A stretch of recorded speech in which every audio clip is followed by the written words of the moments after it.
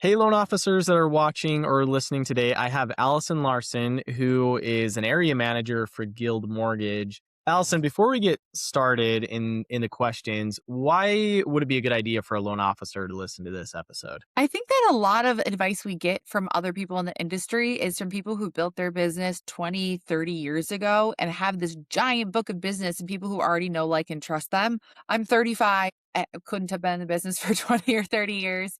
I'm building my business actively in this market. And I think that is a completely different game and strategy than someone who built it a long time ago. Yeah, I love it. And I think the thing that I loved about your social media is like it's modern, you're doing videos, you're doing like what I think a modern loan officer should do. With that being said, I'd love your insights on this. How are you finding new real estate agent relationships? And then how are you keeping your current agent relationships too? I do a lot of social selling. So I'm getting most of my realtor appointments and meeting new people off of social media. I post content that's directed towards realtors. My three things that I post on social media consistently are something to educate someone, something to empower someone, or something to entertain someone. If it doesn't fit in those buckets for a past client or a realtor, I just don't post it. And I just stay really consistent to that. And then I'm constantly engaging and just messaging with people, having real life, normal conversations, and then saying, hey, I'd love to connect and talk shop. How does next week work for you?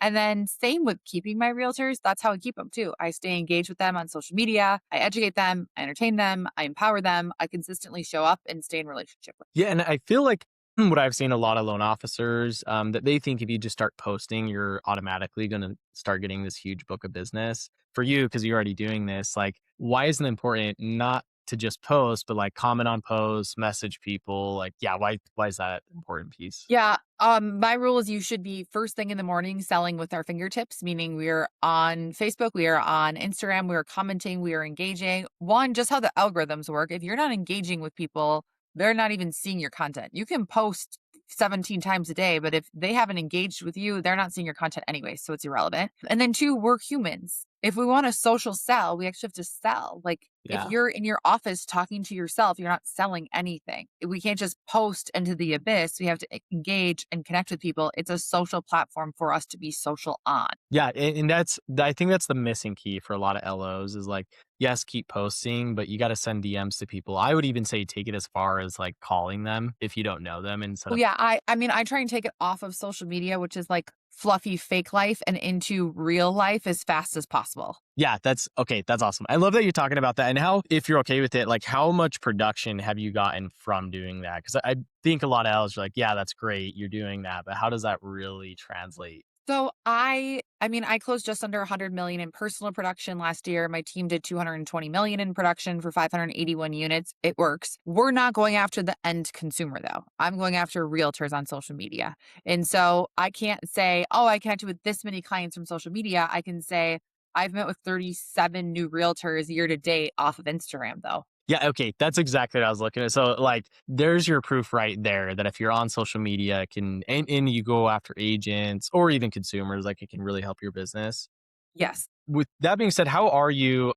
Maybe it is just social media, but how are you staying in front of like your past clients, new leads? What are you doing there too? To me, the set standard of going after my database is one, calling them after closing. That seems to be the big miss where people don't even set up the framework of what the communication going forward is going to be. And then we're doing an annual review. If we have the capacity or it makes sense and they're in our top like VIP client list, we're checking in on them on their birthdays. We're calling them, of course, if markets moved and there's a lot of news and turbulence around that. We're connecting with them. We're doing a HomeBot or Home IQ, whichever you have access Yeah. to stay in touch with them every single month. They have the best open rates. So use one of them, just cave and use it.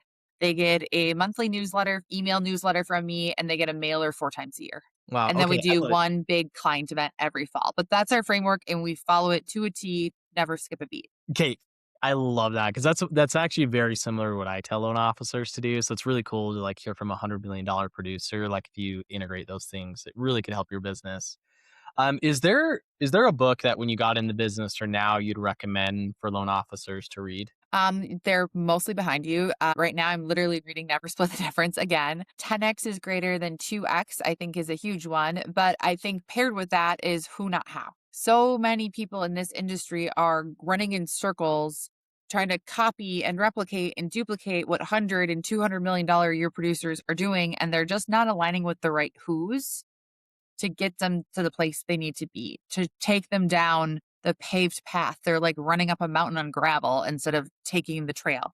And I think finding those people who are going to guide you and lead you through the storm is what most people need. And so I would say Who Not How is a key book. Okay, that's awesome. I'm reading a book. It's called Wealthy and Well Known.